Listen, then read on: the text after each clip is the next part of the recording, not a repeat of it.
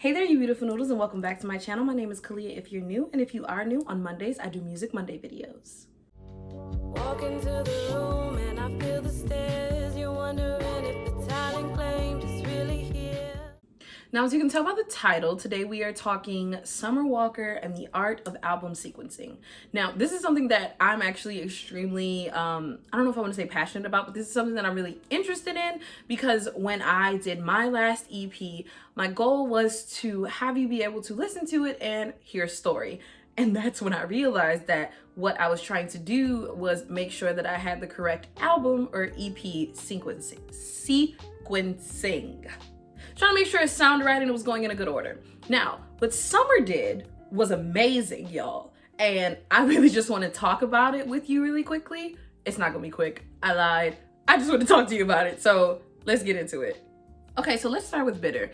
This is a perfect song to start this album because in the song, it talks about all of the overarching things that are going to be happening throughout the rest of the album. It gives how she feels about the other baby mothers. It gives how she feels about London. You know, it gives a lot of feelings. It gives how, you know, she's like, you're not going to slight me, all this other stuff. It's giving, this is how I'm feeling. Feel with me, okay? Just like, y'all bitter, y'all mad. And then this section of the album, I would kind of call, I think this section, like, I would go with Bitter, X for a Reason, Bitter and X for a Reason, yeah. Go with those two and say that this section of the album is just her saying, look, now, there's a reason that y'all not with him now, and there's a reason that I'm with him now. As we go into No Love, you start to hear her second guessing what's going on in the relationship, and it's like, wait a minute, you know what? If I was like doing this relationship again, nope, nothing. You're getting nothing from me. And she's feeling very much underappreciated. You know, it's like it's not giving what it was supposed to give. You feel me? And then after we get out of No Love, we then go into Throw It Away. And she's like, wait a minute, y'all. Yes, you know, if I had to do it all again, I wouldn't. And this is all things that I wouldn't do. But I really don't want to throw all of this away. Like, we did so much work to get to where we are. And we've been together for a periodical time, right? I don't think that this is something that's worth me just giving up on. But then we move into Reciprocate. And she's like, but you're not giving me what I'm giving you. I don't want to throw it all away. And I'm putting a lot of everything into this, but now I'm feeling like you don't actually appreciate what I'm doing. So you're not reciprocating me feeling like I don't want to throw this away. And then we go into You Don't Know Me. And I'm like, girl, really it's just her being like, boy, you don't know me. Like, I'm telling you that I need you to reciprocate all of these things that I'm doing. And we've been together for so long and I don't want to throw it away. But now I'm starting to see that you don't actually know me, because if you knew me, you would know the things that I need. We've been together long enough for you to know enough things about me not to feel like I need to explain it all to you. And I really feel that coming through. Like, she's not saying you need to know every single thing that I'm doing, even though, you know, she's like, you should kind of know. But not reading her mind, it's like, we've been together long enough that you know what it is that I need. At least you should know, because I see now you don't know me. Then we go into what I like to call the fun part. It's not really fun, but what she's dealing with is something that I know a lot of people deal with. So we got Circus, Insane, and Constant Bullshit.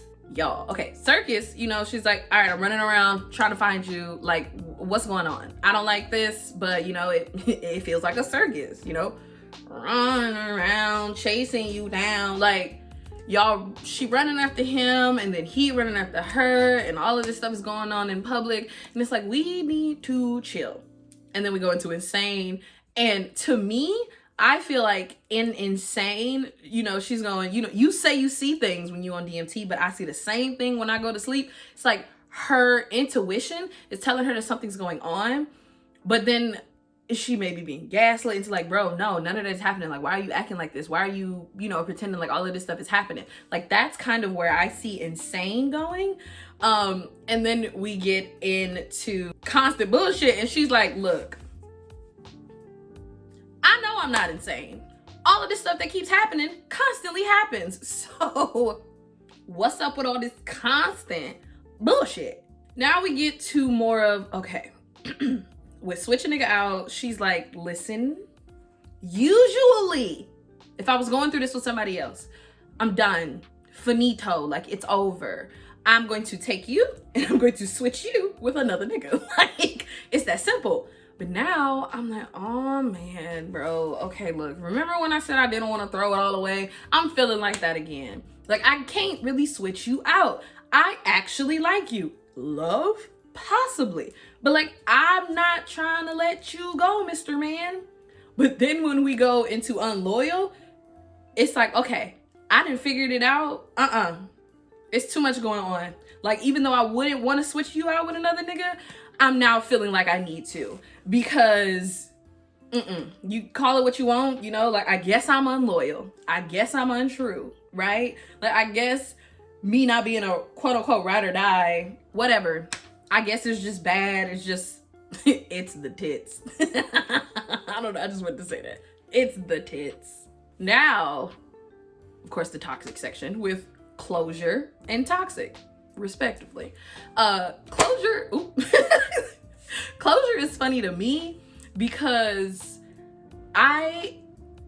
it's like, what do you really need closure for, you know?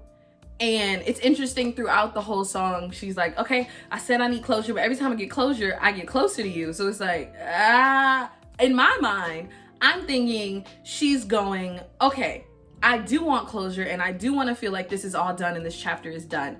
But every time I try to get that closure, then when I'm with you, I'm reminded of all the good times. And that's just something that happens to us as people. Like, we want to remember the good things that happen because the bad is painful, you know? Like, the bad things that happen are just ouch. So, makes sense. But then we switch into toxic, makes some more sense because she's like, okay, I want that closure, but that closure leads us into being toxic.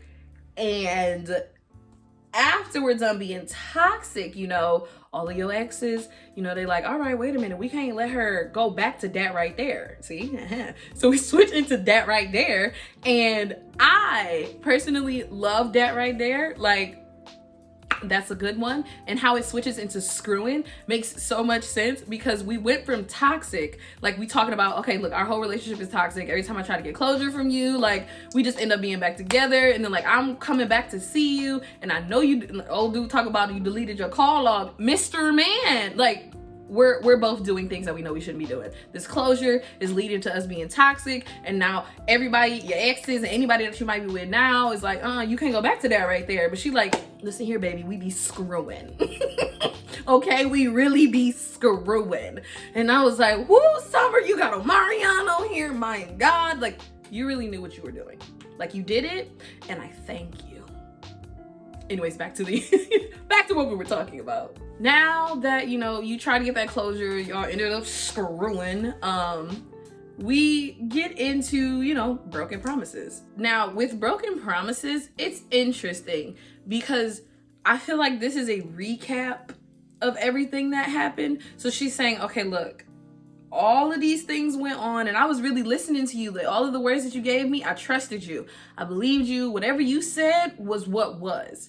But then when you weren't doing what you said, it was what wasn't.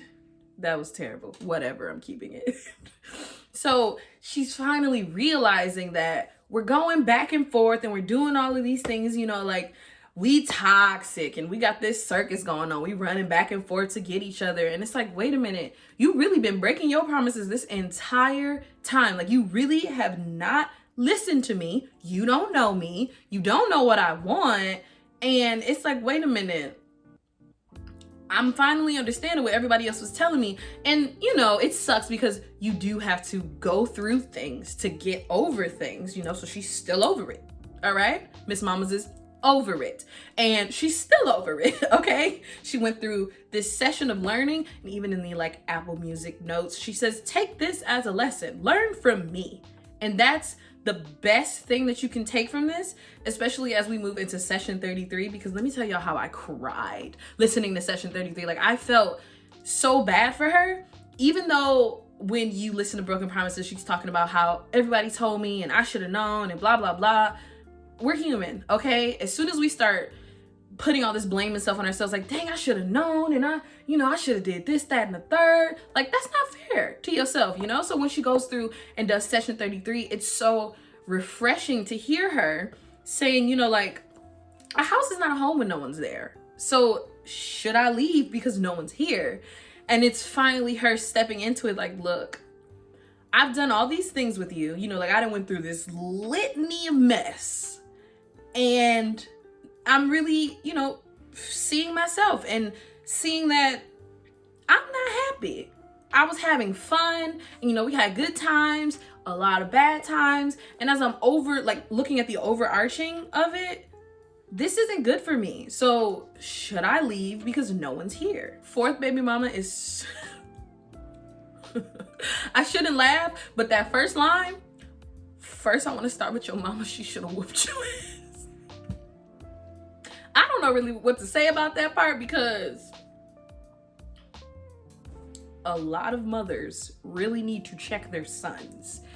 And yeah, no, that's just that. Like, a lot of mamas need to check their sons. And also it's interesting because she's like, bro, you don't know, but I swear to God, I would not be like you. And she's like, ah, dang it, now I'm like you. Like, throughout the whole album, starting from Bitter, getting to Fourth Baby Mama, like that full circle of her being like, oh, you talking all this mess, and then it's like, oh, snap, I'm you. And I said I wasn't gonna be you, but I'm you. Like, that full circle is so interesting, and it makes the album feel complete. And then when we get to Sierra's prayer, ties it all up together in a bow. Because I know that, you know, if you listen to Summer Walker, you have heard about Sierra's prayer. Everybody's like, oh my God, give me Sierra's prayer. How does she get away from Future and, you know, get Russell? I appreciated the prayer. I know a lot of people don't like it, or they're like, oh my God, that's so corny. She sat there and wrote that prayer and then said it to the music. I appreciate the prayer because I feel like it fits with the album. It makes sense to be what closes out the album. Because now that she's figured out, okay, I need to go, I gotta get out of here. I said I wasn't gonna be a fourth baby mama. Like, I said I wasn't gonna be like y'all, but I am. And she's accepting all these things now. Now it's like, okay, well, what do I do next? What do I do to change? And since this is something that is talked about a lot, it makes so much sense for Sierra to come on and do her prayer. And I love the prayer because it's more or less recognizing the fact that I know that there's something that I need to do, and I know that you want me to be happy. So it's not really praying for the man, but it's praying that you're ready and that you can recognize who it may be. Not saying that you're always gonna be right, because you take some time, take a little breaky break, you feel me? Take a little breaky break, and then do it. Well, that is all for today's Music Monday. I hope that you enjoyed my fun little album sequencing analysis about Summer Walker's newest album, Still Over It. Y'all be sure to go listen to it. And if you want to hear some of my music, yes, I do music as well, you can click the link that is going to be down in the description, where I have my SoundCloud album, because there are 2 songs that I was not able to put on streaming that have a complete album sequencing going on for me. So I hope that you enjoyed this video, and as always, I cannot wait to see you in my next video. See you guys later. Bye.